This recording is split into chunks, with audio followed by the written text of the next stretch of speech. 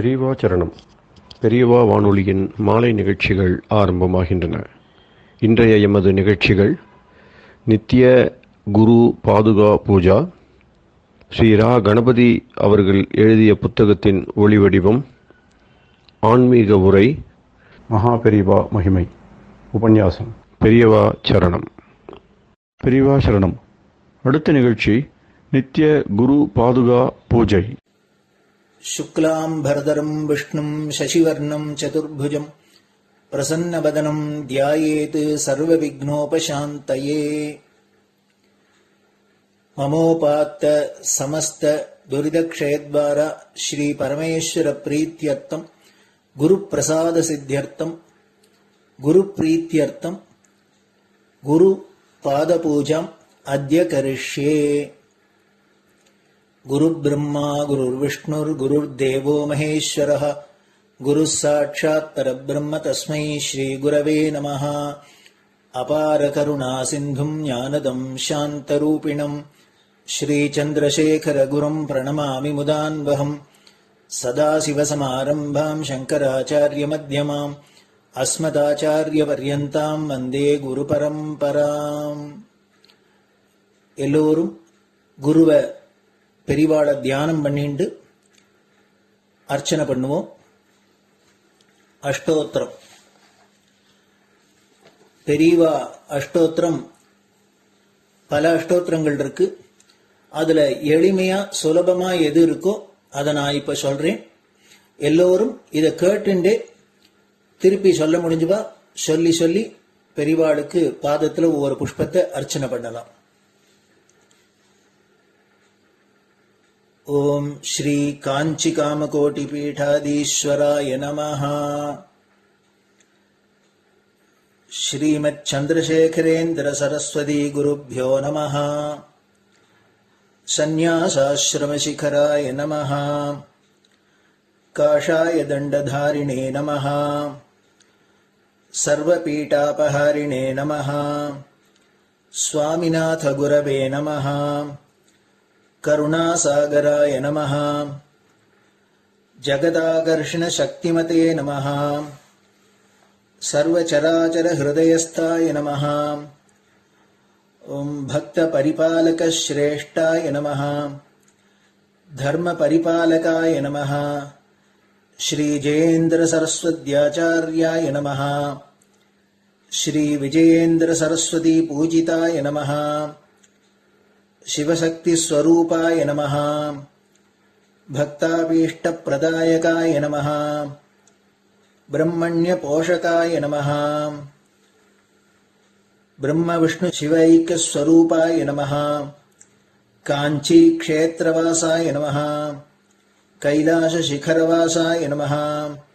स्वधर्म परिपोषकाय नमः. चातुर्वर्ण संरक्षकाय नमः. लोकरक्षण संकल्पाय नमः. ओम ब्रह्मनिष्ठापराय नमः. सर्वपापहराय नमः. धर्मरक्षक संतुष्टाय नमः. भक्तार्पितधन स्वीकर्त्रे नमः. सर्वोपनिषत् सारज्ञाय नमः. सर्वशास्त्रगम्याय नमः. सर्वलोक पितामहाय नमः. भक्ताभीष्ट प्रदायकाय नमः. ब्रह्मण्य पोषकाय नमः. नानाविध पुष्पार्चितपताय नमः. रुद्राक्ष क्रीडधारिणे नमः. भस्मोद्दोलित विग्रहाय नमः. सर्वज्ञाय नमः. सर्वचराचर व्यापकाय नमः. अनेक शिष्य परिपालकाय नमः. मनश्चाञ्चल्य निवर्तकाय नमः. अभयहस्ताय नमः. भयापहाय नमः. यज्ञपुरुषाय नमः. यज्ञानुष्ठान रुचिप्रदाय नमः. यज्ञसम्पन्नाय नमः. यज्ञसहायकाय नमः. यज्ञफलदाय नमः. यज्ञप्रियाय नमः. उपमानरहिताय नमः. स्फटिक तुलसी रुद्राक्ष हारधारिणे नमः. चातुर्वर्ण समदृष्टये नमः. ऋग्यजुस्साम अथर्वणादि चतुर्वेद संरक्षकाय नमः. दक्षिणामूर्तिस्वरूपाय नमः जाग्रत् स्वप्न सुषुप्ति अवस्थातीताय नमः कोटिसूर्यतुल्य तेजोमय शरीराय नमः साधुसंग संरक्षकाय नमः अश्वगज गोपूजा निर्वर्तकाय नमः गुरुपादुक पूजा तुरंतराय नमः कनकाभिषिक्ताय नमः स्वर्ण बिल्वदल पूजिताय नमः सर्वजीव मोक्षदाय नमः मूकवाक्तान निपुणाय नमः नेत्र दीक्षादानाय नमः द्वादशलिंग स्थापकाय नमः गान रसप्रियाय नमः ब्रह्मज्ञानोपदेशकाय नमः सकलकलासिद्धिताय नमः चातुर्वण्य पूजिताय नमः अनेकभाषा संभाषण कोविताय नमः अष्टसिद्धिप्रदायकाय नमः ओम श्री शारदामठ सुस्थिताय नमः नित्यान्नदान सुप्रीताय नमः प्रार्थना मात्र सुलभाय नमः पादयात्रा प्रियाय नमः नानाविध मतपंडिताय नमः श्रुति स्मृति पुराणज्ञाय नमः देव यक्ष किन्नर किंपुरुष पूज्याय नमः श्रवणानंदकर कीर्तये नमः दर्शनानंदाय नमः अद्वैतानंदभरिताय नमः अव्याज करुणामूर्तये नमः शैव वैष्णवादिमान्याय नमः श्री शंकराचार्याय नमः दंडकमंडलोहस्ताय नमः वीणा मृदंग सकलवाद्यनाथस्वरूपाय नमः रामकथा रसिकाय नमः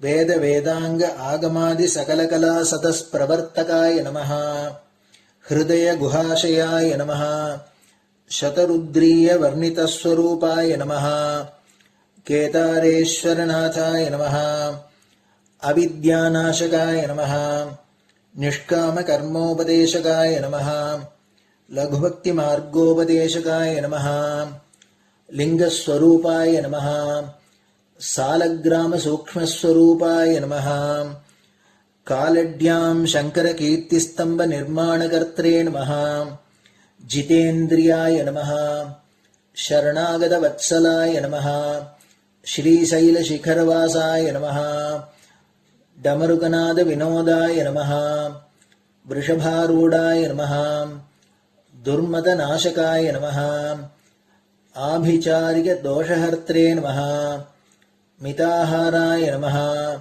मृत्युविमोचकशक्त्याय नमः श्रीचक्रार्चन तत्पराय नमः दासानुग्रहकारकाय नमः अनुराधा नक्षत्रजाताय नमः सर्वलोकख्यातशीलाय नमः वेंकटेश्वर चरणपद्म षट्पदाय नमः श्री महात्रिपुर सुंदरी समेत श्री चंद्रमौलीश्वर पूजा प्रियाय नमः श्रीमच्चंद्रशेखरेन्द्र सरस्वती सद्गुरु परब्रह्मणे नमः गुरुभ्यो नमः परमगुरुभ्यो नमः परमेष्टिगुरुभ्यो नमः परात्परगुरुभ्यो नमः गुरुपरंपराभ्यां नमः गुरुपादुकाभ्यां नमो नमः. அடுத்தது ஊதுபத்தி இருந்தா அதை காமிச்சு தூபம், நெய் தீபம் இருந்தா காமிச்சு அதை நெய் தீபம் தீபம் காமிச்சுட்டு நைவேத்தியம் வெத்தலைப்பாக்கு பழம் இதுலேருந்து ஆரம்பிச்சு அவளுக்கு எது சௌரியமோ அதுபடி நைவேத்தியம் பண்ணலாம். அதுக்கு அடுத்தது கற்பூர ஹாரத்தி பண்ணி எல்லோரும் பிரதட்சிண நமஸ்காரம் பண்ணி பெரியவாள்கிட்ட பிரார்த்தனை பண்ணிண்டு எல்லோரும் க்ஷேமமா இருக்கணும், லோகம் பரம மங்களமா சௌக்கியமா இருக்கணும், எல்லோரும் வியாதி வெக்க இல்லாத ஆயுராரோக்கிய ஐஸ்வர்யத்தோட சாந்தம் அமைதியோட ஞான வைராக்கியத்தோட எல்லோரும் நல்லவர்களாயிருந்து நன்மையை அடையணும்னு பிரார்த்தனை பண்ணி இந்த பூஜையை தினம் செய்யலாம். குரு பிரம்மா குருர் விஷ்ணுர் குருர் தேவோ மகேஸ்வரः குரு சாட்சாத் பரபிரம்ம தஸ்மை ஸ்ரீ குரவே நமஹ. அபார கருணா சிந்தும் ஞானதம் சாந்தரூபிணம் ஸ்ரீ சந்திரசேகர குரும் பிரணமாமி முதான்வகம். சதாசிவசமாரம்பாம் சங்கராச்சாரிய மத்யமாம் அஸ்மதாச்சாரிய பர்யந்தாம் வந்தே குரு பரம்பராம். குரு பாத பூஜை நிறைவடைஞ்சது. பெரியவா சரணம். பெரியவா சரணம்.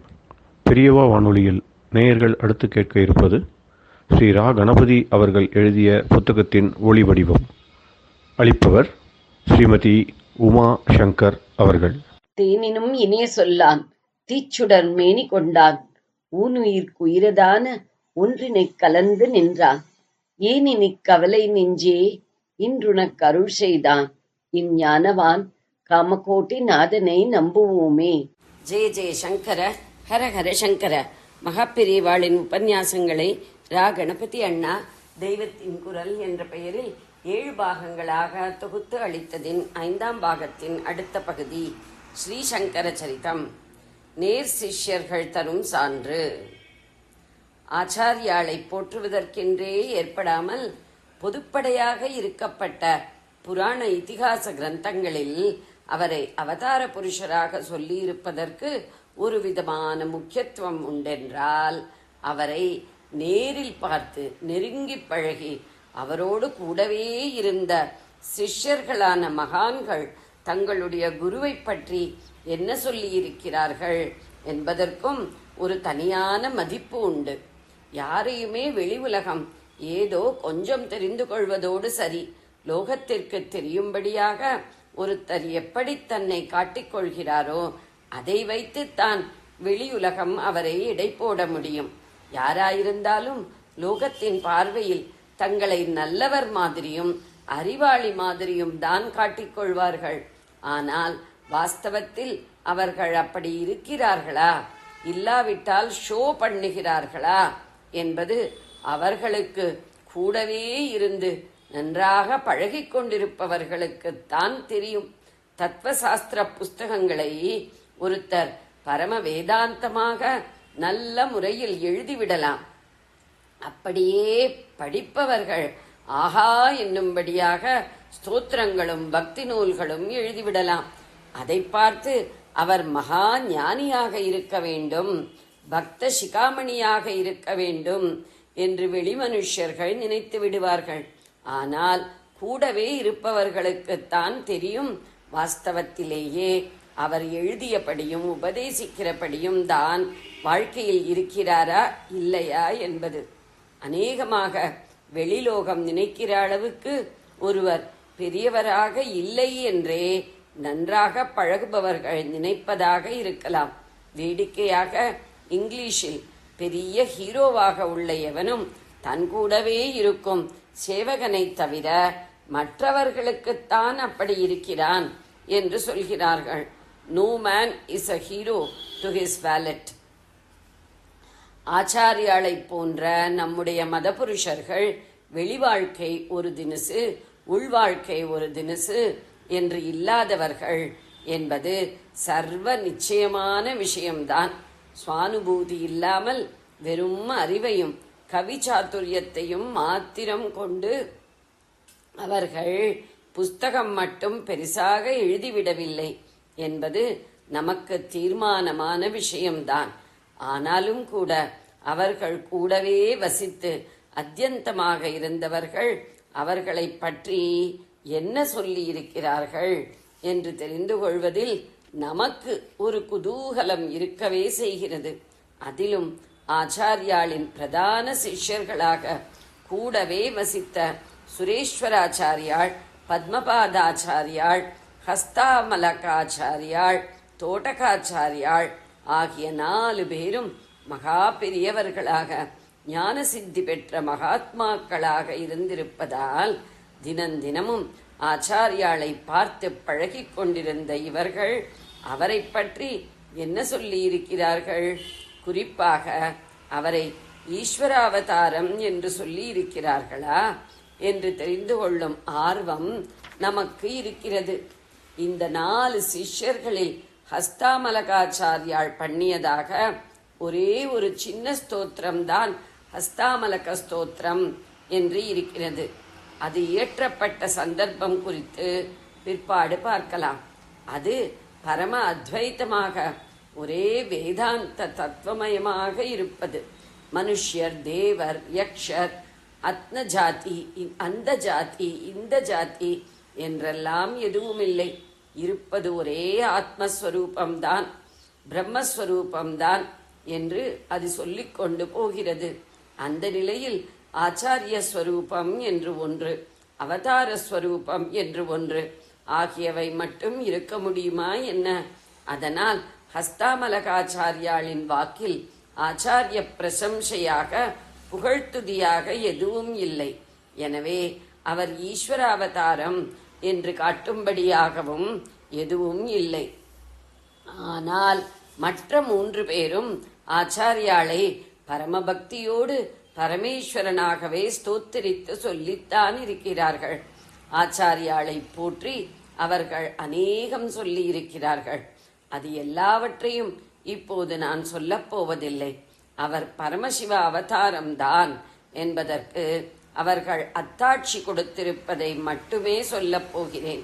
ஞான சூரியனாக அவரை சுரேஸ்வராச்சாரியாலும் தோடகாச்சாரியாலும் சொன்னதை எடுத்து காட்டியாயிற்று.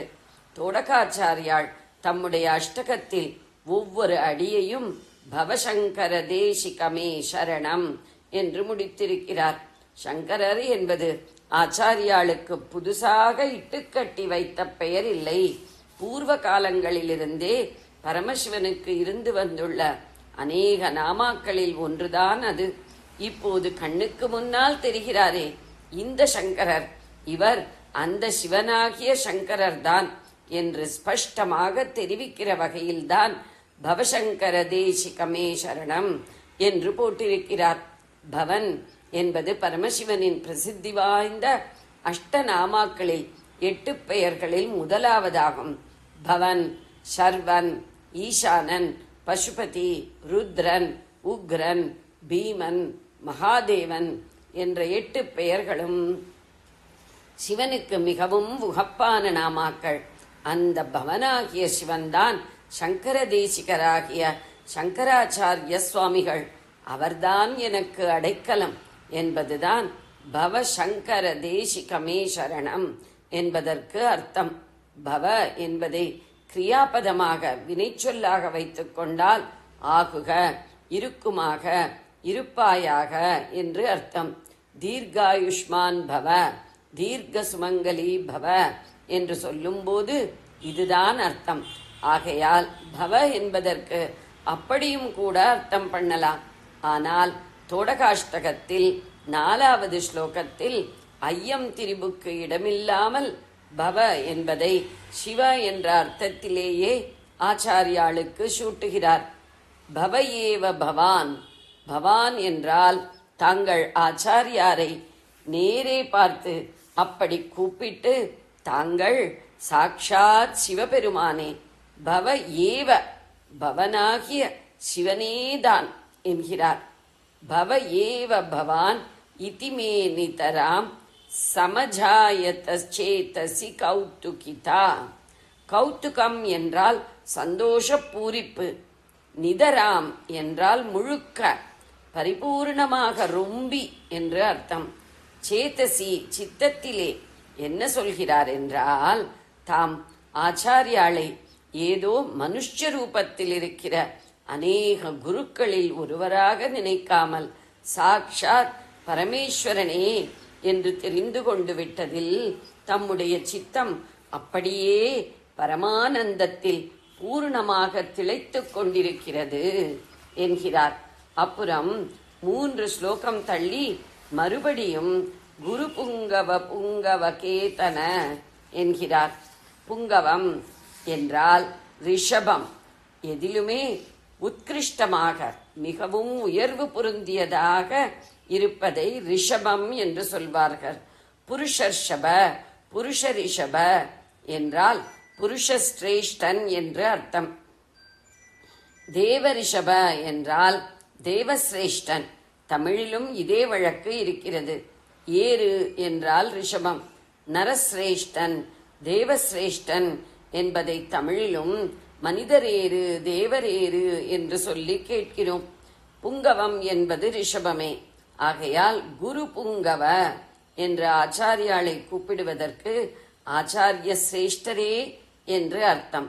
அப்புறம் புங்கவ கேத்தன என்கிற இடத்தில்தான் அவதாரத்துக்கு அத்தாட்சி வருகிறது.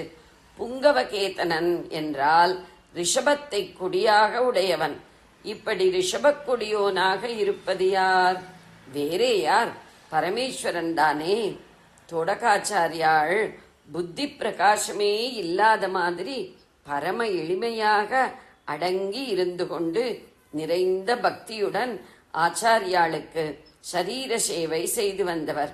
அப்படிப்பட்டவர் உணர்ச்சி பெருக்கில் தம்முடைய குருவையே பகவதவதாரமாக கொண்டாடுவது இயற்கைதான். சுரேஸ்வராச்சாரியாள் அவர் மாதிரி இல்லை. அவர் மகா பண்டிதராக பிரகாசித்தவர். பூர்வத்தில் நிறைய யாக யஜ்ஞாதிகள் செய்த கர்ம மீமாம்சகராக இருந்து கொண்டு அந்த மதத்தை ஆதரித்து காரசாரமாக வாதங்கள் பண்ணியவர். ஆச்சாரியாளின் ஞான மார்க்கத்தை கட்டோடு ஆட்சேபித்தவர். முதலில் அவர் ஆச்சாரியாளை கண்டபோது இச்சம்பவ விவரங்கள் பிற்பாடு காண்போம். ஆச்சாரியாளுடைய ஞான காந்தியோ காருண்ய மாத்துரியமோ அவரை கொஞ்சம் கூட தொடவில்லை. ரொம்பவும் அவமரியாதையாக சண்டை பிடிப்பதாகத்தான் அவர் ஆச்சாரியாளிடம் பேச ஆரம்பித்தார் என்று சங்கர விஜயங்களில் இருக்கிறது. அப்புறம் அவரே ஆச்சாரியாளிடம் வாதத்தில் தோற்றுப்போய் ஆச்சாரியாளின் சித்தாந்தமே சித்தாந்தம் என்று ஏற்றுக்கொண்டு சந்நியாசம் வாங்கிக் கொண்டு அவருடைய சிஷ்யராக ஆனார். முன்னே ஒரே கர்மானுஷ்டானம், அதற்காக வாதச்சண்டை போடுவது என்று இருந்ததற்கு நேர் மாறாக இப்போது ஒரே ஞானம், வேதாந்தம் என்று தத்வார்த்தமாகவே போனார்.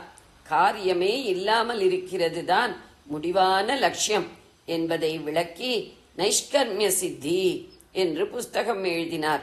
ஆக பூர்வத்தில் தீவிரமான கர்ம மீமாம்சகராக இருந்த போதும் சரி, அப்புறம் ஆச்சாரியாளின் சிஷ்யராகி அடியோடு மாறிய பிறகும் சரி, அவர் உணர்ச்சி வசப்படுவது என்று இல்லாமல் இருந்தவர்.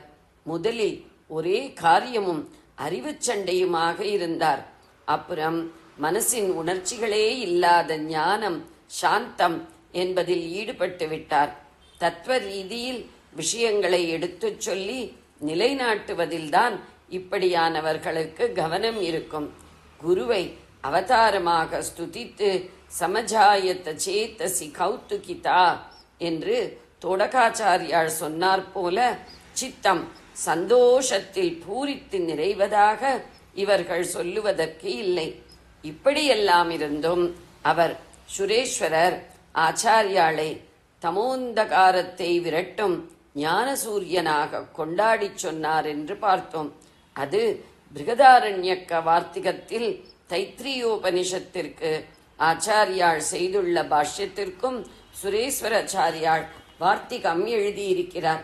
அதிலே ஆச்சாரியாள் பரமசிவ அவதாரம் என்றே துவனிக்கும்படியாக ஒரு வாக்கியம் சொல்லி இருக்கிறார். முமுக்ஷு சார்த்தவாகஸ்ய பவ நாம பிருதோ யதேஹே. முமுட்சுக்களின் கோஷ்டிக்கெல்லாம் தலைவர், பவனுடைய பெயரை தாங்கும் யதி சந்நியாசி என்று அர்த்தம். முமுக்ஷு என்றால் மோட்சகாங்ஷிகள், அதாவது மோட்சம் அடைய வேண்டும் என்று விரும்பி அதற்காக முயற்சி செய்பவர்கள். சார்த்தவாகன் என்றால் பொதுவாக ஒரு பெரிய வியாபாரிகளின் கோஷ்டிக்கு தலைவன் என்று அர்த்தம். படகுகளில் திரைக்கடல் ஓடி அல்லது பாலைவனத்தில் ஒட்டகங்களின் மேல் ஏறிக்கொண்டு இப்படியெல்லாம் வியாபாரிகள் கேரவன் போகும்போது ஏற்கனவே அந்த வழிகளெல்லாம் நன்றாக அற்றுப்படி பண்ணிக்கொண்டு இப்போது மற்றவர்களுக்கு ஜாகிரதையாக வழிகாட்டி அழைத்து போகும் லீடராக ஒரு பெரிய வியாபாரி இருப்பான் அல்லவா, அவன்தான் சார்த்தவாகன். இம்மாதிரி சம்சார கடலில் அல்லது சம்சார பாலைவனத்தில் வழிகாட்டியாக முமுட்சுக்களை அழைத்துக் கொண்டு போகிற ஆத்மீக சார்த்தவாகராக ஆச்சாரியாளை சொல்லி இருக்கிறார். இந்த வியாபாரியிடமுள்ள சரக்கு அவருடைய செல்வம் என்னவென்றால் ஞானம்தான். இதை சொல்லும்போது பத்மபாதாச்சாரியார் அவரை அவருடைய பிரம்மசூத்திர பாஷ்யத்துக்கு செய்துள்ள பஞ்சபாதிகா என்ற வியாக்கியானத்தில் பாஷ்ய வித்தக குரு, அதாவது தாம் எழுதிய பாஷ்யங்களையே தம்முடைய செல்வமாக கொண்ட குரு என்று சொல்லி இருப்பது நினைவு வருகிறது. சந்நியாசியின் லட்சணப்படி பொருட்செல்வம் அவரிடம் இல்லாவிட்டாலும் ஞான செல்வத்தில் பெரிய வியாபாரி தலைவராய் இருந்திருக்கிறார். ஜெய ஜெய சங்கர, ஹர ஹர சங்கர. பெரியவா சரணம். இந்நிகழ்ச்சியின் அடுத்த பகுதி நாளை மாலை இதே நேரத்தில் ஒளிபரப்பாகும். பெரியவா சரணம். பெரியவா சரணம். பெரியவா வானொலியில் நேயர்கள் அடுத்து கேட்க இருப்பது திரு கவிக்கண்ணன் அவர்களின் ஆன்மீக உரை. பெரியவா சரணம். ராம் ராம். ஸ்ரீ குருப்யோ நமஹ. ஜெய ஜெய சங்கர, ஹர ஹர சங்கர. பெரியவா வானொலி நேயர்கள் அனைவருக்கும், மகா பெரியவாவுடைய பக்தர்கள் அனைவருக்கும் அடியேன் கவிக்கண்ணனின் அன்பு கலந்த நல்வாழ்த்துக்கள். ராம் ராம். ஜெய ஜெய சங்கர, ஹர ஹர சங்கர. ஸ்ரீ குருப்யோ நமஹ. சுப்பிரமணிய புஜங்க ஸ்தோத்திரத்தில் பகவத் பாதால் அருளி செய்த 2வது ஸ்லோகத்தை நாம் இன்னைக்கு பார்க்க போறோம். அதுல ஆதிசங்கர பகவத் பாதால் ரொம்ப ஹம்பிளா, ரொம்ப வினயத்தோட, ரொம்ப அடக்கத்தோட, தன்னுடைய சாமர்த்தியங்கள் எதையுமே வெளிக்காட்டிக்காத இந்த ஸ்லோகத்தை சொல்றார். சாதாரண இந்த ஸ்லோகத்தை தியானம் பண்றவாளுக்கு நல்ல பாண்டித்யம்லாம் வரும் அப்படின்னு சொல்லி பெரியவாள்லாம் சொல்ற வழக்கம். இந்த ஸ்லோகத்துல என்ன சொல்றாருன்னா, ந ஜானாமி சப்தம் ந ஜானாமி சார்த்தம் ந ஜானாமி பத்யம் ந ஜானாமி கத்யம் சிதேகாஷடாஸ்யா ஹிருத்யோததே மே முகான் நிஸ்ஸரந்தே கிரஸ்சாபி சித்ரம். ந ஜானாமி சப்தம் ந ஜானாமி ச அர்த்தம் ந ஜானாமி பத்யம் ந ஜானாமி கத்யம் சித் ஏகா ஷடாஸ்யா யதி ஹிருதி த்யோததே மே முகான் நிஸ்ஸரந்தே கிரஸ்சாபி சித்ரம்.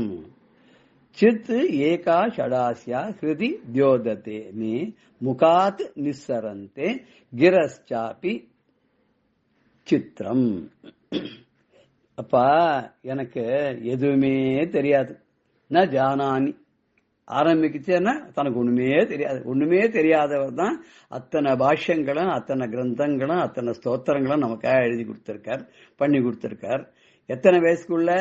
8-16 வயசுக்குள்ள அத்தனையும் பண்ணி கொடுத்திருக்கார். அவர் தனக்கு ஒண்ணும் தெரியாதுன்னு ரொம்ப அடக்கமா சொல்றார். எனக்கு என்ன தெரியும், எனக்கு ஒண்ணுமே தெரியாது. இது மாதிரி எனக்கு ஒண்ணுமே தெரியாது அப்படின்னு சொல்லி நம்ம காலத்திலே இருந்த 2 மகான்கள் நமக்கு தெரியும். ஒருத்தர் ஸ்ருங்கேரி பெரிய சன்னிதானமா இருந்த சந்திரசேகர பாரதி சுவாமிகள், காஞ்சி காமகோட்டி பீட்டத்தை அலங்கரித்த நம்முடைய மகாபெரிவா. 2 பேரும் ஒண்ணுமே தெரியாத மாதிரி, ஜீவன் முக்தாள், அவ ஒண்ணுமே தெரியாத மாதிரி தன்னை வெளியிலேயே காமிச்சிக்காது அப்படி இருந்தா இல்லையா? அது மாதிரி அந்த ஆச்சாரியாளோட பரம்பரையில வர்றதுனால வித்யாபீட்டமான சிங்கேரி பீட்டாதிபதியும் சரி, சர்வஜ்ய பீட்டமான காஞ்சி பீட்டமானாலும் சரி, 2 ஆச்சாரியாலும் ஒரே மாதிரி தன்னை வெளியில காமிச்சிக்காத இருந்தா இல்லையோ? அதே மாதிரி அவளுக்கு குரு, ஆதி குருவான ஆதிசங்கர பகவத் பாதாலும் அந்த வழியில வந்ததுனால அவர் எப்படி கடைபிடிச்சாலும் அதுதான் இவாளும் கடைபிடிக்கிறா. அவர் என்ன சொல்றாருன்னா, எனக்கு ஒண்ணுமே தெரியாது அப்படிங்கிற. நஞ்சானாமி சப்தம்.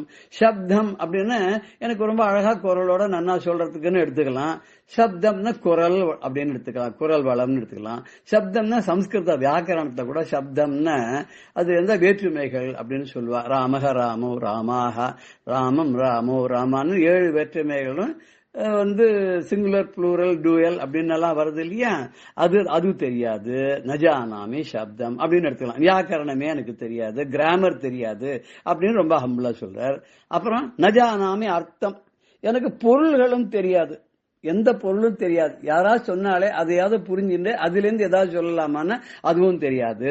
சரி நானா ஏதாவது சொல்லலாம்னா எனக்கு அதுவும் தெரியாது. எனக்காக சொல்லவும் தெரியாது, யாரோ சொன்னதை புரிஞ்சுட்டு சொல்லவும் தெரியாது. சரி நஜானாமி பத்யம். சரி ஸ்லோகம்லாம் ஏதாவது எழுதலாமா, அதுக்கு எத்தனையோ சந்தஸ் அது இதுன்னு விதிமுறைகள்லாம் இருக்கா, அதுவா தெரியுமானா அதுவும் தெரியாது. எனக்கு ஸ்லோகம் பண்ணவும் தெரியாது. ஸ்லோகம் வேண்டாம், ஒரு சூர்ணிகை மாதிரி ஒரு கத்தியம் மாதிரி, அதாவது ப்ரோஸ் ஆர்டர்ல வச்சன நடையில ஏதோ இயல் இசை நாடகத்திலாம் சொல்றா இல்லையா இயல் அப்படின்னு சொல்லி அது மாதிரி பண்ணலாமா அப்படின்னா ரகுவீர கத்தியம் மாதிரி பண்ணலாமா அதுவும் தெரியாது. சரி கத்தியம் தெரியாது, பத்தியம் தெரியாது, அர்த்தம் பொருள்லாம் தெரியாது, சப்தங்கள் தெரியாது, வியாக்கரணம் தெரியாது.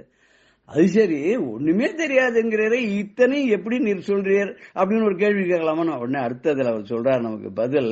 நம்ம கேள்வி கேட்போங்கிறத அவர் தானாவே மனசுக்குள்ள அதை பண்ணிட்டு சொல்றாரு பாருங்க.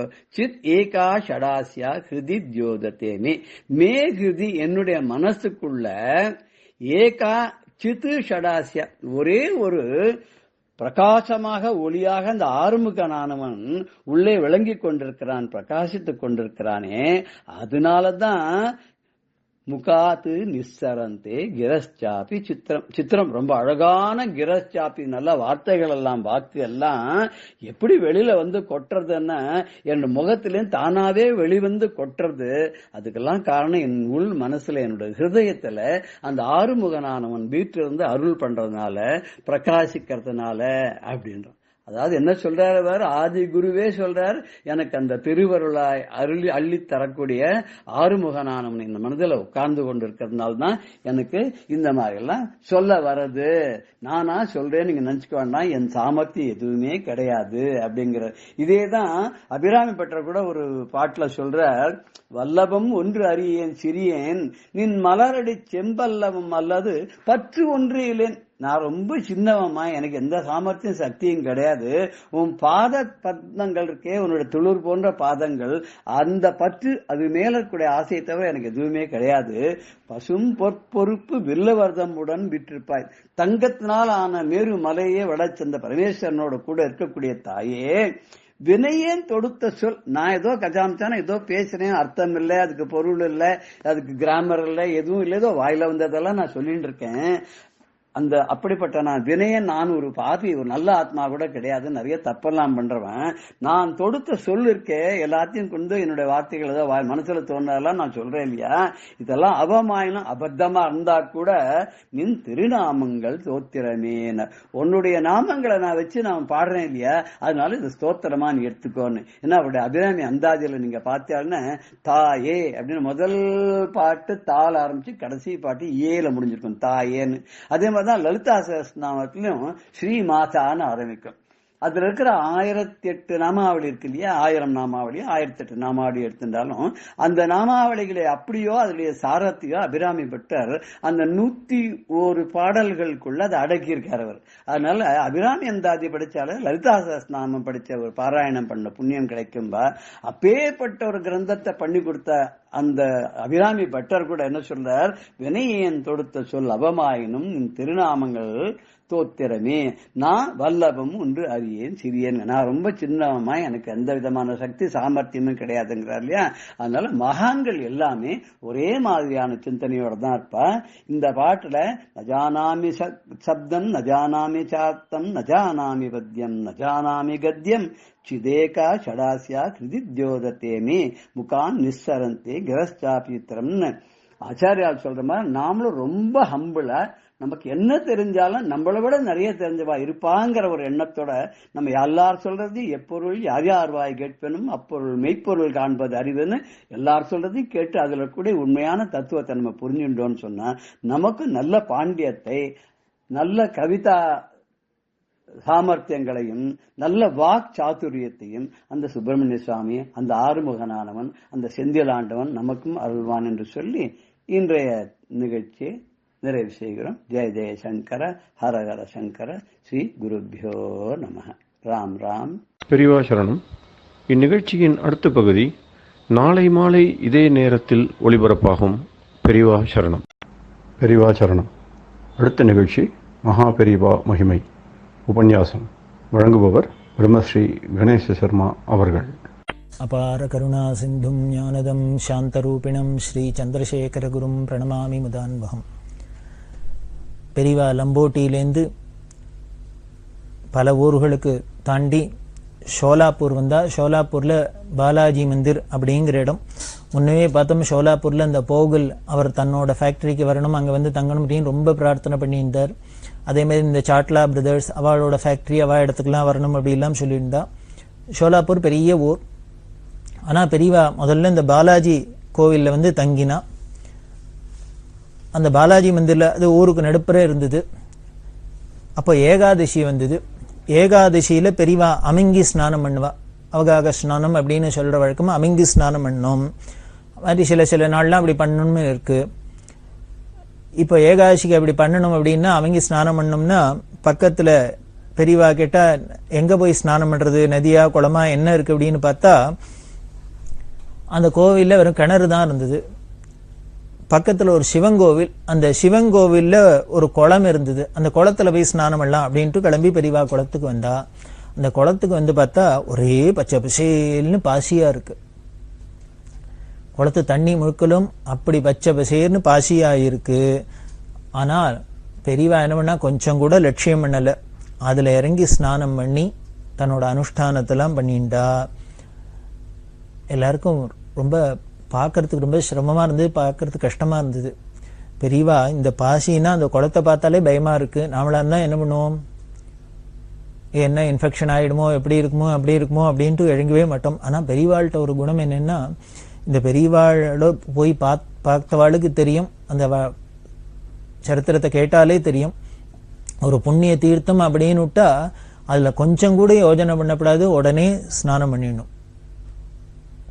அதில் போய் யோஜனை பண்ணப்படாது. நாமளாக இருந்தால் ஒன்று இந்த வெளியில் இருக்கிற சுத்தத்தை சுகாதாரத்தை பார்க்குறோம், அதை பார்த்துட்டு நாம் விட்டுடுறோம்.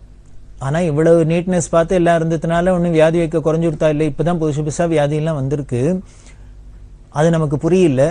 ஆனால் இந்த பாசியாக இருக்கிற குளத்துல பெரியவா ஸ்நானம் பண்ணி எதுக்கு காமிக்கிறா அப்படின்னா, ஒரு புண்ணிய தீர்த்தம், ஒரு கோவில் குளம் அப்படின்னா அதில் எப்படி நாம் அதை மதிக்கணும், அதை எப்படி நாம் பூஜைதையை வச்சுக்கணும் அப்படிங்கிறதுக்காக அதில் போய் ஸ்நானம் பண்ணினா இது அவளோட ஞான ஸ்திதியை காமிக்கிறது, பிரம்மனிஷ்டருங்கிறது காமிக்கிறது.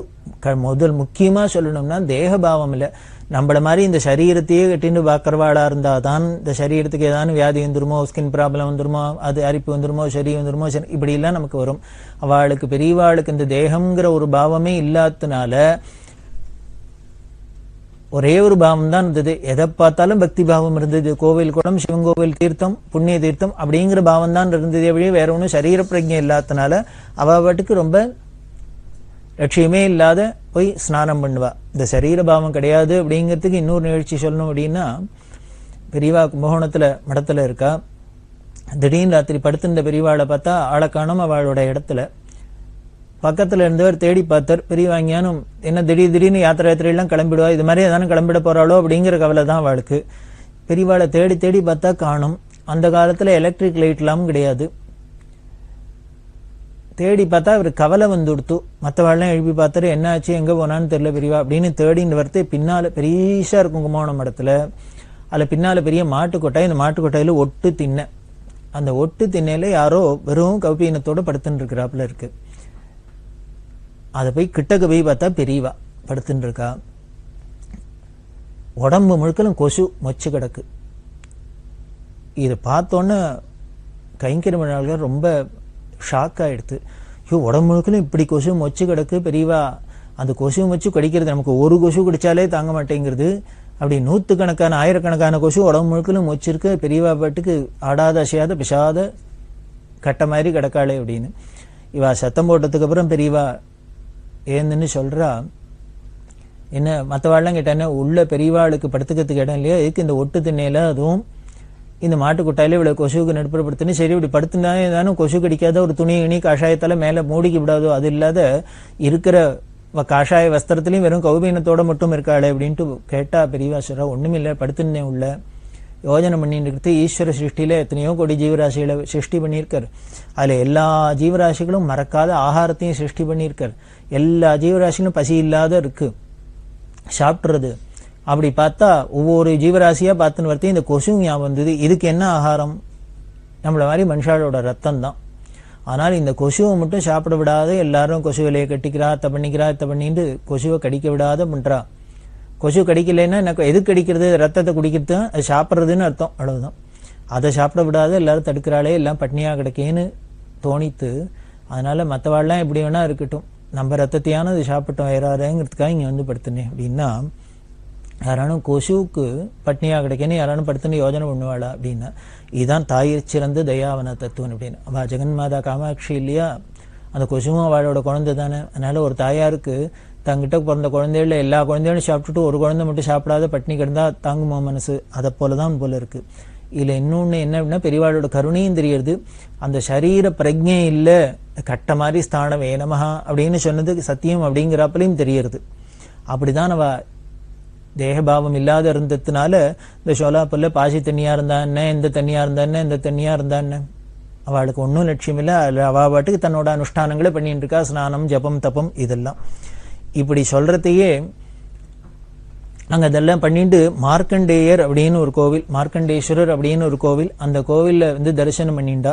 இந்த பொருத்தமாக தான் இருக்கு. மார்க்கண்டேஸ்வரர்னு ஞாபகம் வருது. இந்த தேகபாவம் இல்லை அப்படிங்கிறதுக்கு ஞானிகள் எப்படி இருப்பா, தங்களோட ஸ்நானம் அனுஷ்டானம் ஜபதமம் இதுலேயே தான் அவள் எவ்வளவு குறியா இருப்பா அப்படிங்கிறதுக்கு இன்னொரு நிகழ்ச்சி பார்த்தேன்னா, இந்த மார்க்கண்டேஸ்வரர் அப்படிங்கிறோம், மார்க்கண்ட மகரிஷி அப்படிங்கிற ஒரு ரிஷி, அவர் தானே 7 கல்பகாலம் ஜீவித்திருந்தார்.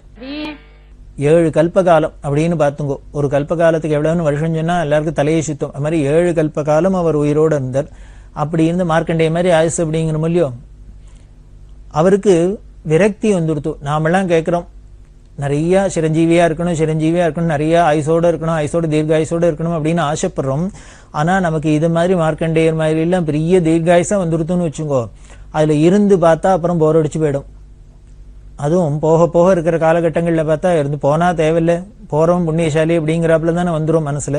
அது மாதிரி மார்க்கண்டேயருக்கும் விரக்தி வந்துடுத்து. என்னையாது போகவே மாட்டேங்கிறோம், எத்தனை நாளைக்கு இங்கேயே உட்காந்து இருக்கிறது, அதனால இன்னும் எத்தனை நாள் இருப்போம், ஆல்ரெடி 7 கல்பகாலம் எடுத்தாச்சு, இன்னும் எத்தனை நாள் இருப்பணும் தெரிஞ்சுக்கணும்னு ஆசை வந்தது. அதனால என்ன பண்ணார், நாரத மகரிஷிகிட்ட கேட்டார், நான் இன்னும் எத்தனை நாள் இருப்பேன்னு கொஞ்சம் சொல்லுங்கோளே, எனக்கே போர் அடிக்கிறது, சிரமமா இருக்கு, போனா தேவையில்ல போல இருக்கு அப்படின்னு. உடனே அவர் சொன்னார், எனக்கு உடனே தெரியாது, நான் பிரம்மலோகம் போய் வேணா பார்த்துட்டு வரேன்னார். அவர் கிளம்பி போயிட்டார். நாரதர் கிளம்பி போனோன்னு பார்த்தா அஸ்தமனம் ஆயிடுத்து, சூரியாஸ்தமனம். உடனே இந்த அஸ்தமன காலத்துல சந்தியாவந்தனம் பண்ணணுங்கிறதுல ரொம்ப மகரிஷியோ இல்லையோ அனுஷ்டானத்துக்கு அப்படியே தவிக்கிற, ஆஹா நேரம் ஆயிடுத்து, ஸ்நானம் பண்ணி சந்தியாவந்தனம் பண்ணா அர்க்கிய பிரதானம் பண்ணணுமே அப்படிங்கிறதுனால என்ன பண்ணினார், பக்கத்துல தீர்த்தத்தை தேடினா ஒன்றும் கிடைக்கல.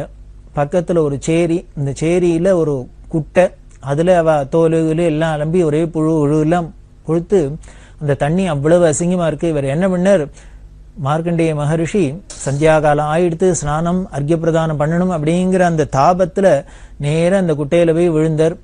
அந்த புழுத்த தண்ணியிலே ஸ்நானத்தை பண்ணார், அர்க்கிய பிரதானத்தை பண்ணி சந்தியாவந்தனத்தை முடிச்சார். முடிச்சோன்னு நாரத மகரிஷி வந்தார்.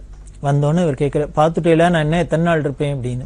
உடனே நாரத மகரிஷி சொன்னார், நீ இப்படி விழுந்தடிச்சுன்னு சந்தியாவந்தனம் பண்ற பாரு, இது இப்படி பண்ணிட்டு இருக்கிற வரைக்கும் இப்படி நீ சிரஞ்சீவியா தான் இருப்ப, எப்போ இதை நிறுத்துறியோ அப்பதான் உனக்கு விநாசகாலம் அப்படின்னு. இதுல இருந்து நமக்கு 2 விஷயம் தெரியறது. சந்தியாவந்தனத்தோட முக்கியத்துவம் தெரியறது, இந்த சந்தியாவந்தனம் பண்ணாலே தீர்காயுஸ் அப்படின்னு தெரியறது. 2வது அந்த சந்தியாவந்தனத்துல காலம் எவ்வளவு முக்கியம் அப்படின்னு. இவருக்கு வேற நல்ல தண்ணி தேடின்னு போய் நல்ல தண்ணி கிடைச்ச இடத்துல ஸ்நானம் பண்ணி சந்தியாவந்தனம் பண்றது கூட இவருக்கு பொறுத்துக்க முடியல மார்க்கண்டேய மகரிஷியால. அதுக்குள்ள ஒரு க்ஷணம் போறதே அப்படிங்கிறதுனால என்ன பண்ணார், இந்த புழுத்த தண்ணியிலையும் அமிங்கி ஸ்நானம் பண்ணி அவரோட அனுஷ்டானத்தை பண்ணினார் அப்படின்னு மார்க்கண்டேயரோட கதையில நமக்கு கேட்கிறோம். அவர் அப்படி பண்றதுனால, அப்படி விடாத காலந்தப்பாத அவர் அனுஷ்டானம் பண்ணிட்டு இருக்கிறதுனால தான், ஸ்நானம் சந்தி ஜபதம் எல்லாம் பண்றதுனால தான் அவர் பெரிய மார்க்கண்டேய மகரிஷின்னு சிரஞ்சீவியா இருந்துட்டு இருக்கார் அப்படின்னு தெரியுது. அதே மாதிரி நாமளும் அப்படிலாம் அனுஷ்டானத்தோட இருந்தோம்னா நாமளும் அப்படி இருப்போம் அப்படின்னு தெரியுது. இங்க பார்த்தீங்கன்னா பெரியவாளோட கதையில பார்த்தீங்கன்னா, இங்க சோலாப்பூர்ல இந்த பாசி பிடிச்ச குளத்திலையும் ஏகாதசி ஸ்நானத்தை விடாத பண்ணி அனுஷ்டானம் பண்ணா. அதனாலதான் அவளும் 100 வருஷ காலம் திவ்ய சரீரத்தோட இருந்து அனுகிரகம் பண்ணிட்டு இருக்கா.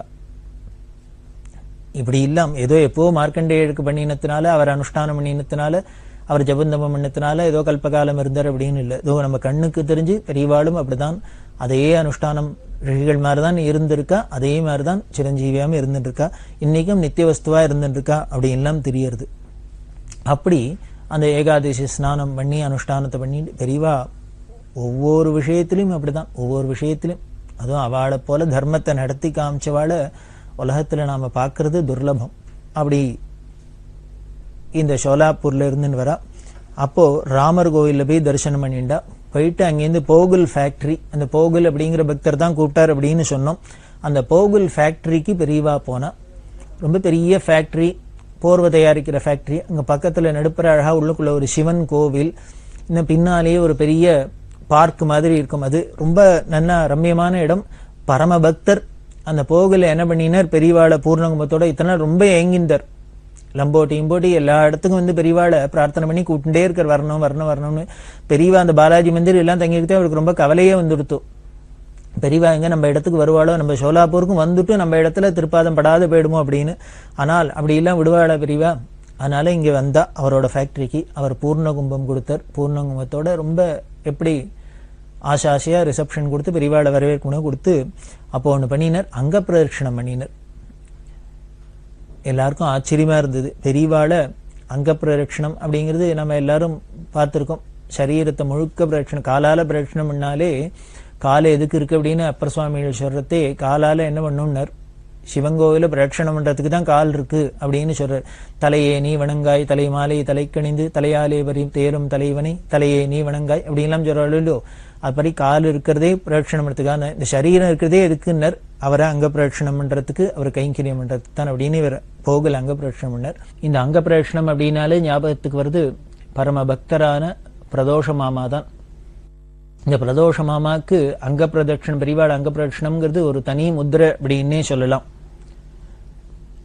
மாமா அந்த அங்க பிரதட்சணத்தை ரொம்ப முக்கியமா எடுத்துப்பா. அதாவது சாதாரண காலால பகவான பிரதட்சணம் பண்றதே ரொம்ப விசேஷம். அப்படி இருக்க சர்வாங்கத்தினாலையும் பிரதட்சணம் பண்றது அப்படிங்கிறது எவ்வளவு விசேஷம் அப்படின்னு நாம ஒன்றும் ஸ்பெஷலா சொல்லி தெரிஞ்சுக்க வேண்டாம், அவ்வளவு விசேஷம். நமது சம்பிரதாயத்திலே நமஸ்காரம் பண்றமே, தண்டன் சமர்ப்பிக்கிறது அப்படின்னு வைஷ்ணவத்துல சொல்வா.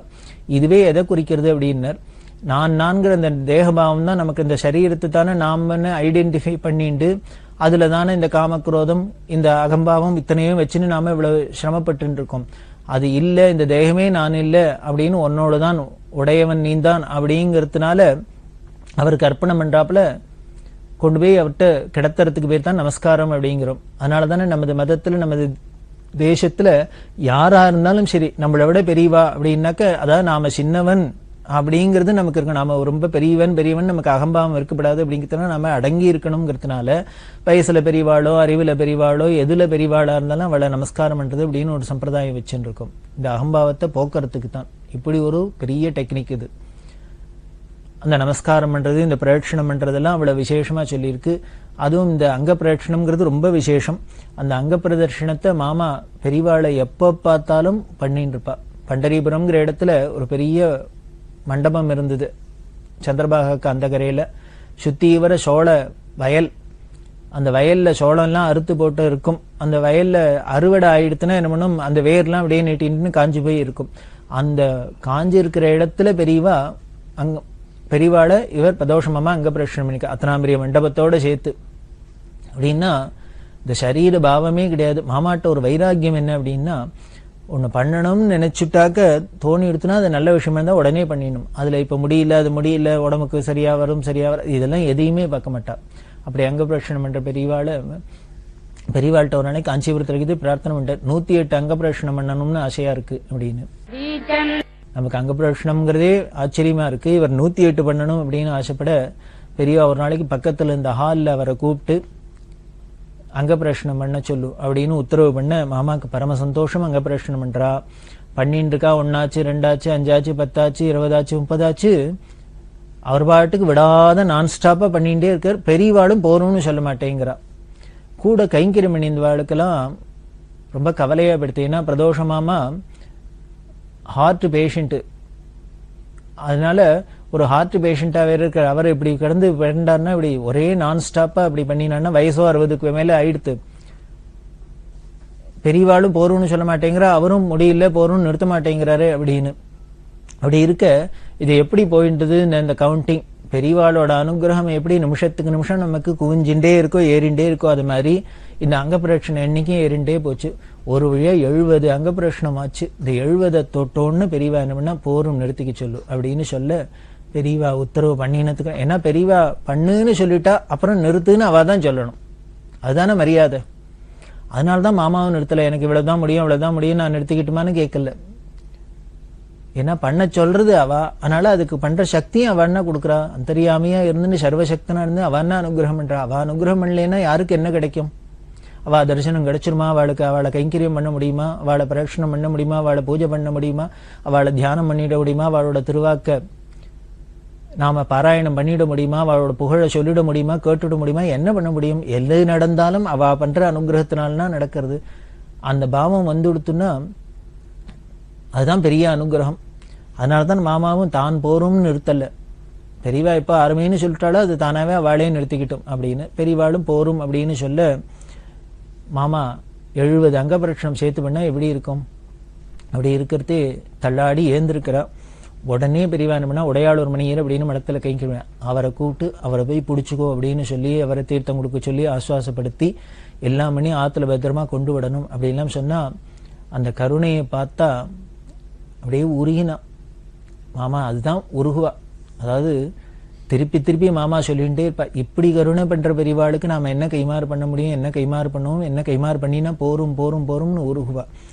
அப்படி அங்க பிரச்சனை 70 பண்ணினா மாமா ஆசைப்பட்டதோ 108 பண்ணோம்னு, ஆனா 70 தான் இருக்கு. மீதி எப்ப பூர்த்தியாச்சுன்னர் 1984 வருஷம் அக்டோபர் மாசம் 31ஆம் தேதி மாமா ரிட்டையர் ஆனா. ரயில்வேல உத்தியோகமா இருந்தாலும் ரிட்டையர் ஆகி காஞ்சிபுரத்துக்கு வரத்தே அன்னைக்கு திருப்பி உத்தரவு பண்ணா பிரதட்சணம் பண்ண சொல்லு. அதாவது வேற ஒண்ணும் இல்லை, இன்னுமே ஊரை சுத்தினது, இனிமே உத்தியோகம் பார்த்தே எல்லாம் வரும், இனிமே என்னதே தான் சுத்தின்னு இருக்க போற நீ அப்படின்னு சிம்பாலிக்கா சொல்றாப்புல பெரியவா அங்க பிரதட்சணம் பண்ண சொன்னா. அன்னைக்கும் இதே மாதிரி 70 அங்க பிரதட்சணம் பண்ணினா. அப்போ பண்ணி முடியறதே 70 பூர்த்தியானோன்னு பெரியவா போரும்னு சொல்லி அவரை எழுப்பி இனிமே அங்க பிரதட்சணம் போரும் அப்படின்னு சொல்லி உத்தரவு பண்ணினா. மாமா ஆசைப்பட்டது 108, ஆனா பெரியவா நிறைவேற்றி வச்சது 140. அதான் பெரியவாளோட குணம். நாம என்ன பிரார்த்தனை பண்ணி ஆசைப்பட்டு கேட்கிறோமோ அதுக்கு மேலதான் கொடுத்து பழக்கம், அதை குறைச்சு கொடுத்து பழக்கம் கிடையாது. அப்படி ஒரு அங்க பிரதட்சண விசேஷம் மாமாக்கு. மாமா ஏதோ பெரியவாளை நேர பார்க்கறதே இங்கதான் அங்கதான் இல்லை.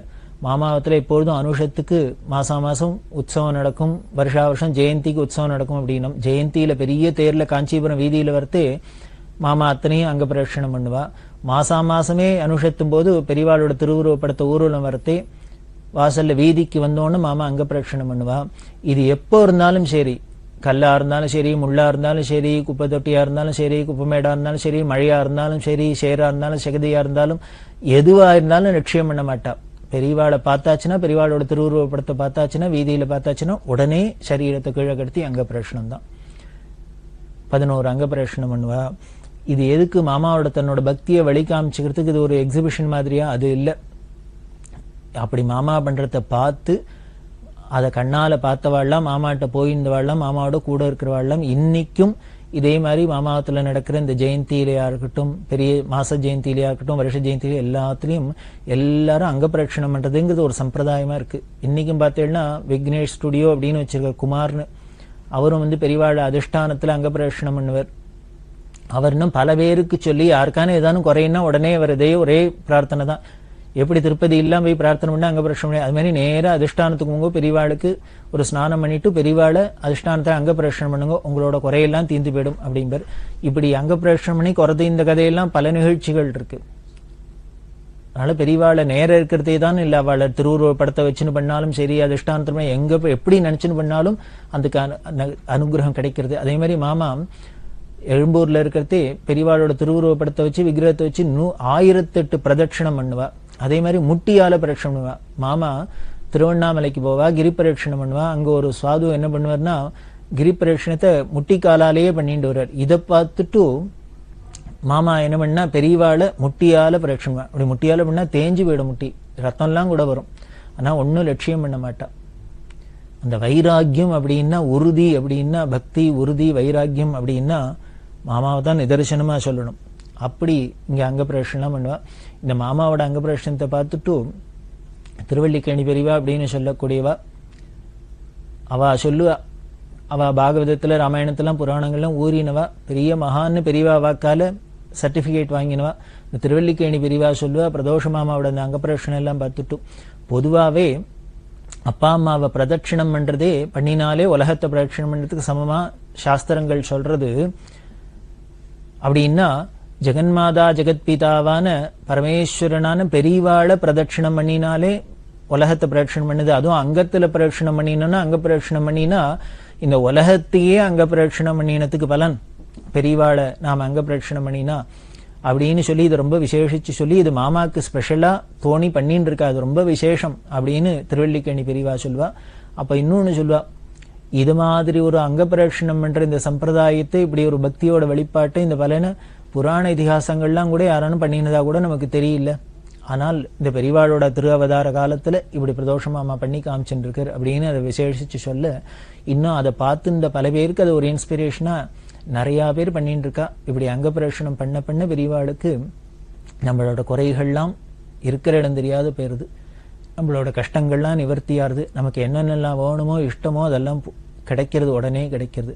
அதனால இன்னைக்கும் பல பேர் விநாயகராம் குடும்பத்தில் இருக்கட்டும், முன்னமே சொன்னேன் இந்த விக்னேஷ்குமார், இது மாதிரி பல பேர்லாம் எல்லாரும் அதிஷ்டானத்தில் காஞ்சிபுரத்தில் பெரியவாளை அங்க பிரதட்சணம் பண்ணிட்டு இருக்கா அப்படிங்கிறத பார்க்குறோம். ரொம்ப விசேஷமான ஒரு வழிபாடு இது இந்த அங்க பிரதட்சணம் அப்படிங்கிறது. அது அவசியம் நாமெல்லாம் வாழ்க்கையில எடுத்துக்க வேண்டிய ஒரு முன்னுதாரணம். அதுக்காக தான் மாமா பண்ணி காமிச்சாலே வழிய இன்னுமே தன்னோட பக்தி இப்படி இல்லாம தான் வெளியில பண்ணி காமிச்சுக்கணுங்கிறதுக்காக பண்ணல, இப்படி எல்லாம் கூட பண்ணலாம். அதாவது மாமாவோட பிறவி நோக்கம் என்ன, அவதார நோக்கம் என்ன அப்படின்னு நமக்கு ரகசியம் என்ன தெரியுது அப்படின்னா, பெரியவாங்கிற பேர் பெற்ற பெரும் தெய்வத்தை அவதாரத்தை எப்படி எல்லாம் நாம உபாசிக்கணும், எப்படி எல்லாம் கொண்டாடணும், எப்படி எல்லாம் அந்த அனுகிரகத்தை அடையணும் அப்படிங்கிறதுக்கு ஒரு வழிகாட்டி மாதிரி தான் இருந்திருக்கா பெரியவா மாமா.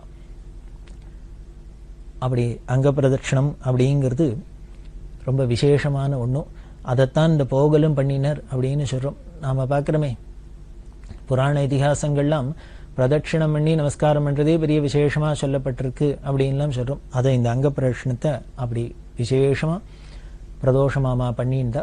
இந்த மாமாவோட பக்தியில இன்னும் பல விஷயங்களை சொல்லலாம். விடிகாரத்தால ராத்திரி காஞ்சிபுரம் ரிட்டையர் ஆனதுக்கு அப்புறம் காஞ்சிபுரத்துல இருந்தா அப்படின்னும், காஞ்சிபுரத்தில் கலெக்டர் ஆஃபீஸ் கிட்ட வீடு, மடத்துக்கும் இந்த கலெக்டர் ஆஃபீஸும் கிட்டத்தட்ட 6-7 கிலோமீட்டர் இருக்கும். ராத்திரி 2 மணிக்கு பெரிய மாமா ஏந்துண்டு ஸ்நானத்தை பண்ணிவிட்டு தரிசனத்துக்கு வந்துருவா. அநேகமா 3 மணி 3:30 மணிக்கெல்லாம் பெரியவா விஸ்வரூப தரிசனம் கொடுக்க ஆரம்பிச்சிருவா. அதை தரிசனம் பண்றதுக்காக 1:30 மணி 2 மணிக்கெல்லாம் கிளம்பி மாமா வருவா. ஊரே அடங்கி இருக்கும், ஒத்துருக்கு, அது ரோடு மக்கள் நாய் இருக்கும், அப்படி இருக்கும். ஆனா எதையும் லட்சியம் பண்ண மாட்டா. மாமா தன்னந்தனியா வருவா.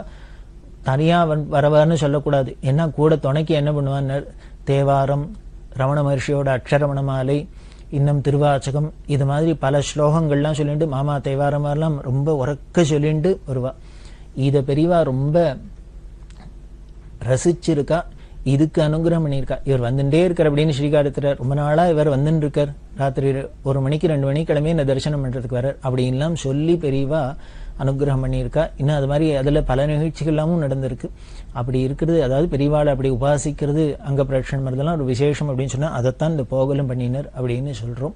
இப்படி யாரெல்லாம் என்னென்ன பக்தி பண்ணியிருக்கா, என்ன அனுகிரகம் அடைஞ்சிருக்காங்கிறத தொடர்ந்து நாம பார்க்கலாம். பெரியவா சரணம். இந்நிகழ்ச்சியின் அடுத்த பகுதி நாளை மாலை இதே நேரத்தில் ஒளிபரப்பாகும். பெரியவா சரணம். பெரியவா சரணம். அடுத்த நிகழ்ச்சி திருவாசக இன்னிசை. வழங்குபவர் ஸ்ரீ சத்குருநாத தேசிகர் அவர்கள். பெரியவா சரணம். திருச்சிற்றம்பலம். பிடித்த 10 உம்பர்கட்கு அரசே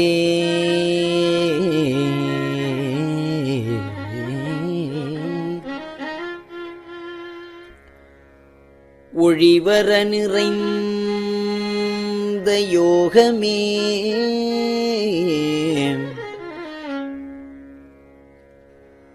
ஊற்றையேன் தனக்கு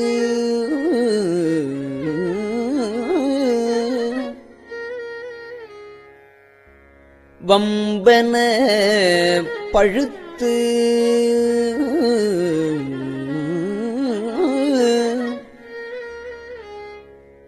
என் குடிமுழுது ஆண்டு வாழ்வு அற வாழ்வித்த மருந்தே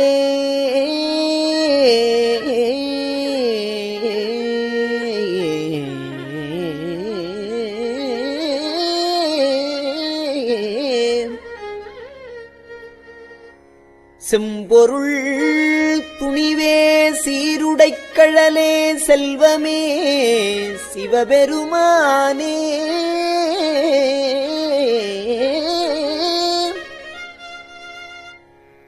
எம் பொருட்டு உன்னை சிக்கனப் பிடித்தே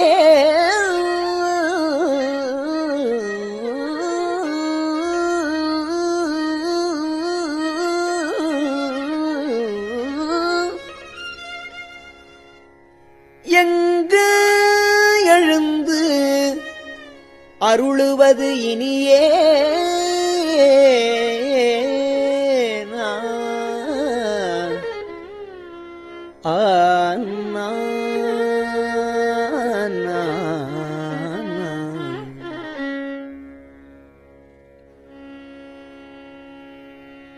விடை விடாது உகந்த விண்ணவர் கோவே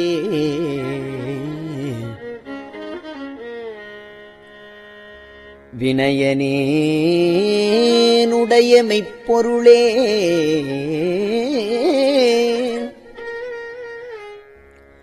முடைவிடாது அடியேன்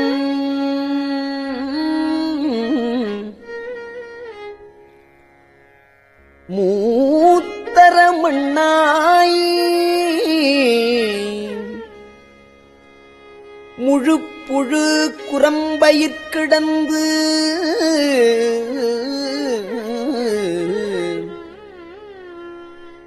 கடைபடா வண்ணம் காத்து எனை ஆண்ட கடவுளே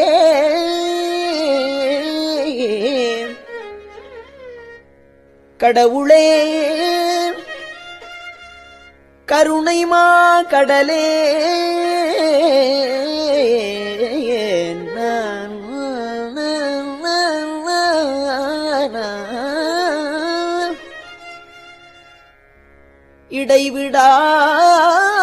இடைவிடாது உன்னை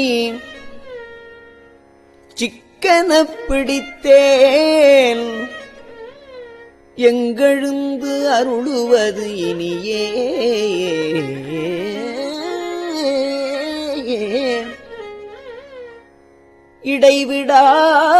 இடைவிடாது உன்னை சிக்கனப் பிடித்தேன் எங்கு எழுந்து அருளுவது எங்கு எழுந்து அருளுவது இனியே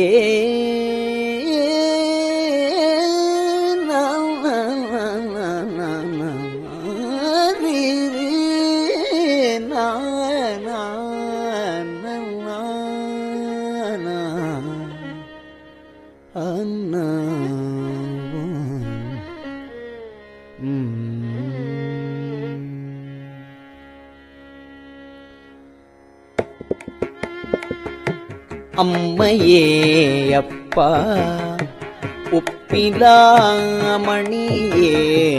அம்மையே அப்பா ஒப்பிலாமணியே அம்மையே அப்பா ஒப்பிலாமணியே அன்பினில் விளைந்த ஆரமுதே அம்மையே அப்பா ஒப்பிலாமணியே அன்பினில் விளைந்த ஆரமுதே அன்மையே அப்பா ஒப்பிலாமணியே அன்பினில் விளைந்த ஆரமுதே பொய்மையே பெருக்கி பொய்மையே பெருக்கி பொய்மையே பெருக்கி பொழுதினை சுருக்கும் பொய்மையே பெருக்கி பொழுதினை சுருக்கும் புழுத்தலை புலையனேன் தனக்கு செம்மையே ஆய சிவபதம் அளித்த செல்வமே சிவபெருமானே செம்மையே ஆய சிவபதம் அளித்த செல்வமே சிவபெருமானே இம்மையே உன்னை சிக்கன பிடித்தேன்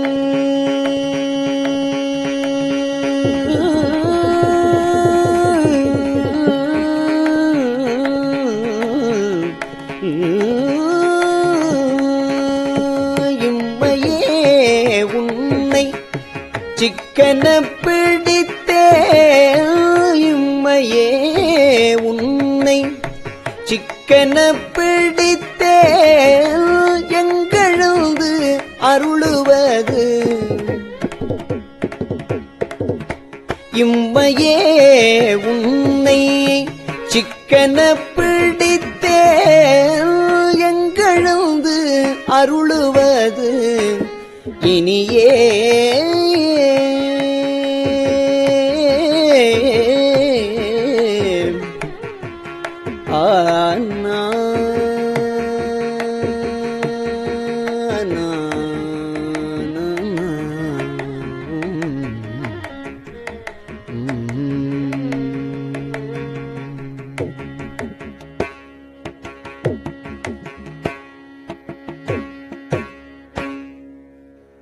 அருளுடை சுடரே அழிந்ததோர் கணியே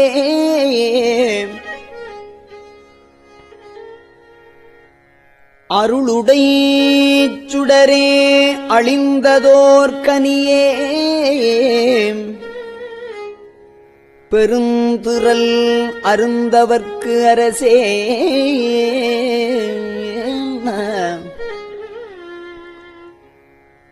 பொருளுடை கலையே புகழ்ச்சியை கடந்த போகமே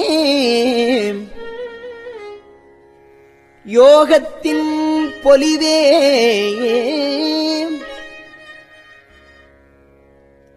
தெருளிடத்து அடியார் சிந்தையுள் புகுந்த செல்வமே சிவபெருமானே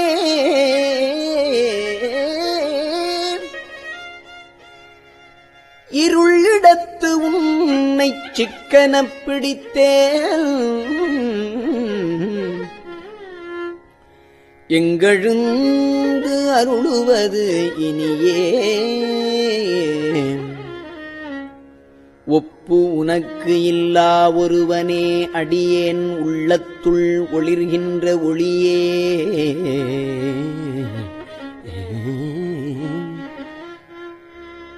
மெய்ப்பதம் அறியா வீரிலியேற்கு விழுமியது அளித்ததோர் அன்பே செப்புதற்கு அரிய செழுஞ்சுடருமூர்த்தி செல்வமே சிவபெருமானே எய்ப்பிடத்து உன்னைச் சிக்கனப் பிடித்தேன் எங்கெழுந்து அருளுவது இனியே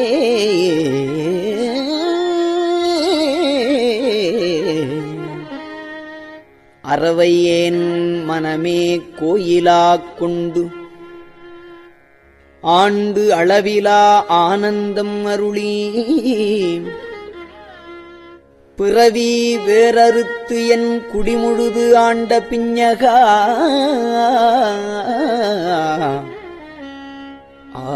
ஆண்ட பிஞகா பெரியயம் பொருளே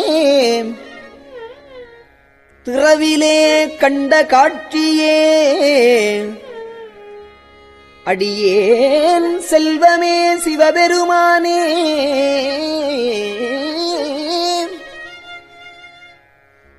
இரவிலே உன்னை சிக்கனப் பிடித்தேன் எங்கு எழுந்து அருளுவது இனியே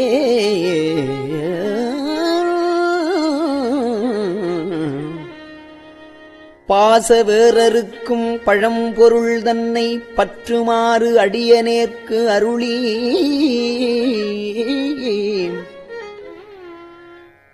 பூசனை உகந்து என் சிந்தையுட்புகுந்து பூங்கழல் காட்டிய பொருளே தேசுடை விளக்கே செழுஞ்சுடருமூர்த்தி செல்வமே சிவபெருமானே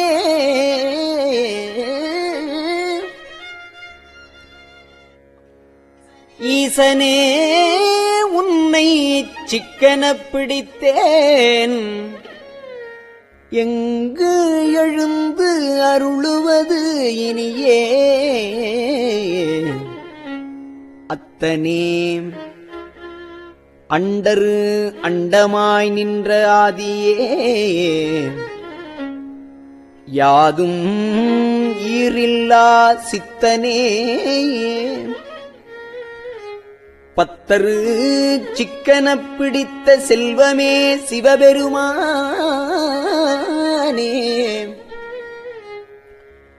பித்தனே எல்லா உயிருமாய் தழைத்து பிழைத்து அவை அல்லையாய் நிற்கும் எத்தனே உன்னை சிக்கனப் பிடித்தேன் எங்கெழுந்து அருளுவது இனியே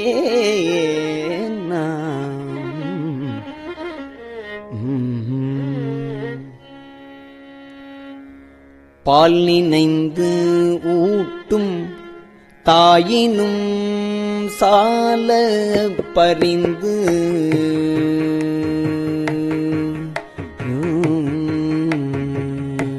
பால் நினைந்து ஊட்டும் தாயினும் சால பரிந்து நீ பாவியேனுடைய ஊனினை உருக்கி உள்ளொளி பெருக்கி ஊனினை உருக்கி உள்ளொளி பெருக்கி உலப்பிலா ஆனந்தமாய தேனினைச் சொரிந்து புறம் புறம் திரிந்த செல்வமே சிவபெருமானே தேனினைச் சொரிந்து புறம் புறம் திரிந்த செல்வமே சிவபெருமானே யானுனை தொடர்ந்து சிக்கன பிடித்தேன் யானுனை தொடர்ந்து சிக்கன பிடித்தேன் எங்கெழுந்து அருளுவது யானுனை தொடர்ந்து சிக்கன பிடித்தேன் எங்கெழுந்து அருளுவது இனியே எங்கெழுந்து அருளுவது இனியே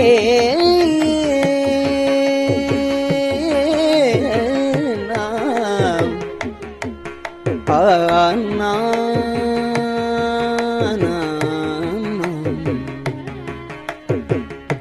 புன்புலால் யாக்கை புரை புரை கனிய பொன்னடுங் கோயிலா புகுந்து என்பலாம் உருக்கி எளியாய் ஆண்ட ஈசனே மாசிலாமணியே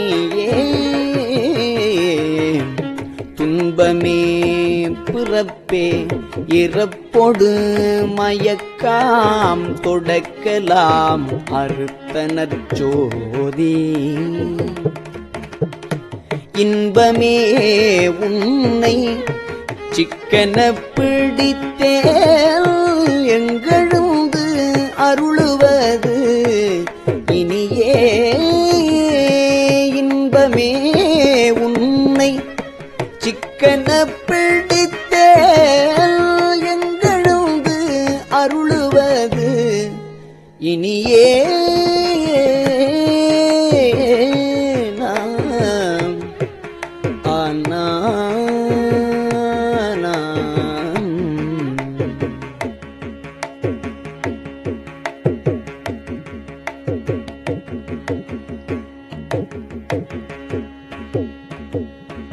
திருச்சிற்றம்பலம்.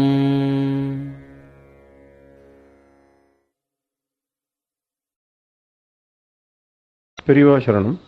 இந்நிகழ்ச்சியின் அடுத்த பகுதி நாளை மாலை இதே நேரத்தில் ஒளிபரப்பாகும்.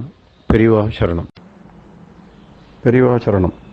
பெரியவா வானொலியின் இன்றைய நிகழ்ச்சிகளின் நிறைவாக திருப்பொன்னூசல் வழங்குபவர் சத்குருநாத தேசிகர் அவர்கள். பெரியவா சரணம். திருச்சிற்றம்பலம். திரு பொன்னூசல். நஞ்சமர் கண்டத்தன் அண்டத்தவர் நாதன்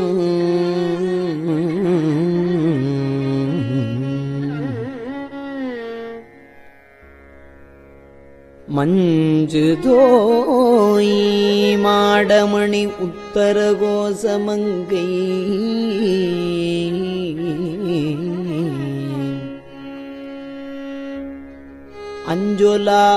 அஞ்சொலாள் தன்னொடும் கூடி அடியவர்கள் நெஞ்சுளே நின்று அமுதம் ஊறி கருணை செய்து துஞ்சல் பிறப்பறுப்பான் தூய புகழ் பாடி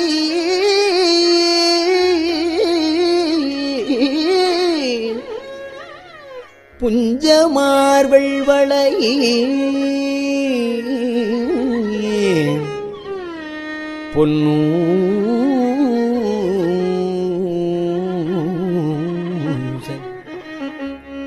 பொன்னூசல் ஆடாமோ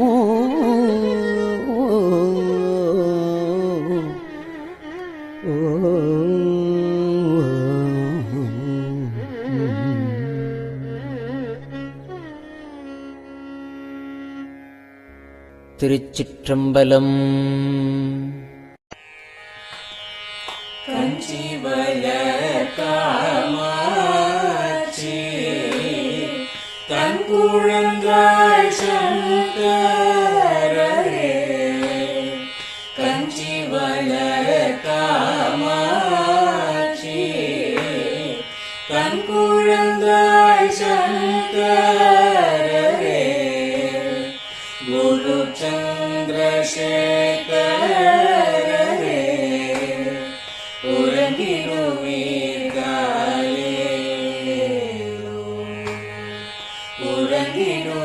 உறங்கிடுவீர்களே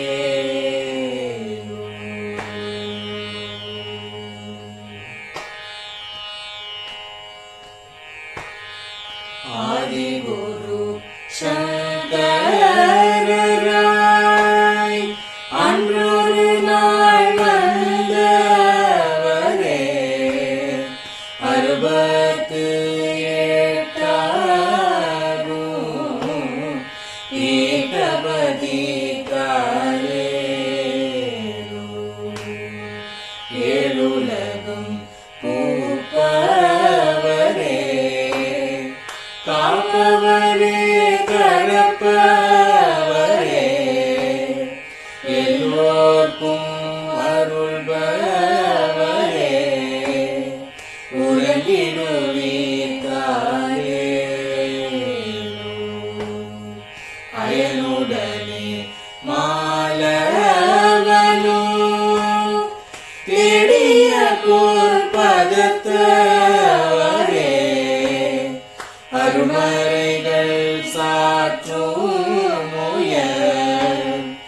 மலர்பதமே தாளே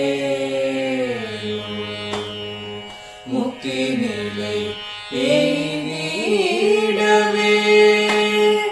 சக்தி தரும் சத்குருவே முக்தி நிலை எய்திடவே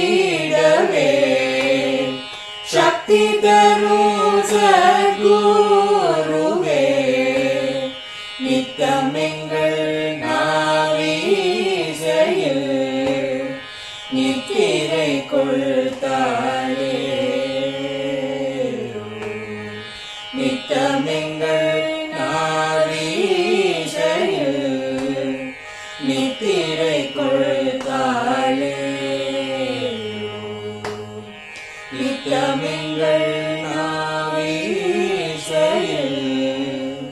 நித்திரை கொள்தாளே